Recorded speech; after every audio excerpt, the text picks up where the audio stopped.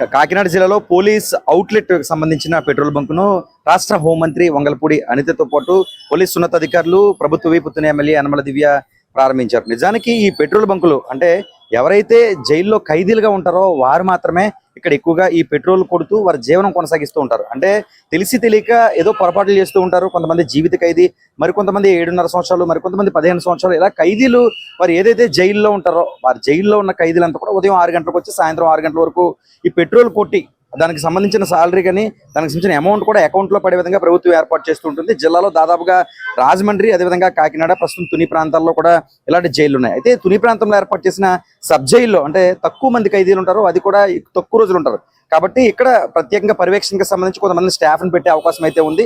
ఇప్పుడే హోంమంత్రి వంగలపూడి అనిత మీడియాతో మాట్లాడారు.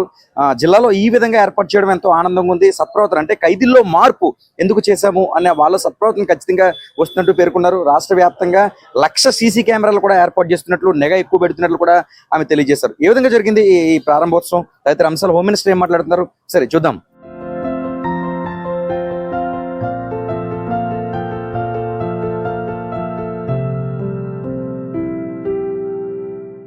మనకి జైల్ డిపార్ట్మెంట్, ప్రిజన్స్ డిపార్ట్మెంట్ కి సంబంధించి ఈ రోజు తుని పరిధిలోని 600 గజాల స్థలంలో పెట్రోల్ బంక్ ఒకటి ప్రిజన్స్ వెల్ఫేర్ విషయంలోని కానీ వాళ్ళు మెయింటెనెన్స్ చేసే విధంగా ఈ రోజు ఒక పెట్రోల్ బంక్ ఓపెన్ చేయడానికి ఈ రోజు ఇక్కడికి రావడం జరిగింది. ఈ కార్యక్రమంలో మన ప్రిజన్స్ డీసీ గారు, అదేవిధంగా కాకినాడ ఎస్పీ గారు, అదేవిధంగా లోకల్ ఎమ్మెల్యే దివ్య గారు అందరం కూడా ఇక్కడికి రావడం జరిగింది. మున్సిపల్ చైర్పర్సన్స్, అదేవిధంగా ప్రజాప్రతినిధులు, డిపార్ట్మెంట్ వాళ్ళు, అదేవిధంగా హరిప్రసాద్ గారు, రవికిరణ్ గారు అందరూ కూడా ఇక్కడికి రావడం జరిగింది. అందరికీ కూడా పేరు పేరుని ధన్యవాదాలు తెలియజేసుకుంటున్నా. ఎస్పెషల్లీ ఈ రోజు మేము వచ్చిన తర్వాత జైల్ ప్రిజన్స్ కి సంబంధించి వెల్ఫేర్ విషయంలో అనేకమైన మార్పులు తీసుకురావడం, అదేవిధంగా అనేకమైన పరిణామాలు తీసుకురావడం కూడా మీరు చూస్తున్నారు.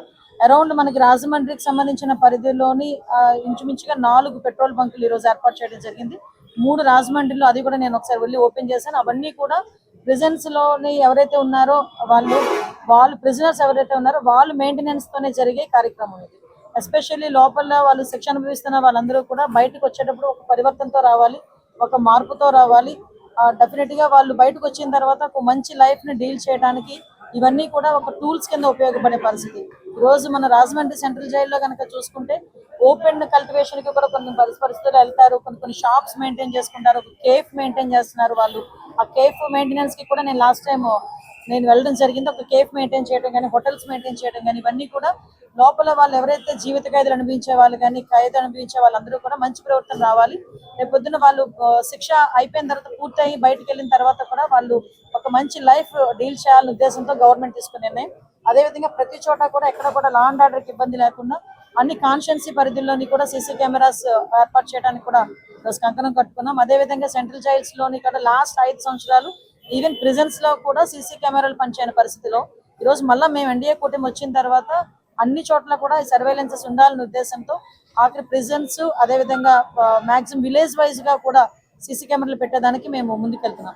ఇందాకే మా ఎస్పీ గారు చెప్తున్నారు, అరౌండ్ ఇంచుమించుగా ఒక 28 డ్రోన్స్ ని మేము తెచ్చుకున్నామండి. ఇంకా సీసీ కెమెరాస్ సంబంధించి కూడా దగ్గర 35 lakhs to 35 lakhs already install చేసాము. ఇంకా 15 lakhs వర్త్ సీసీ కెమెరాలు కూడా పెడుతున్నామని. 60% కంప్లీట్ అయినాయి.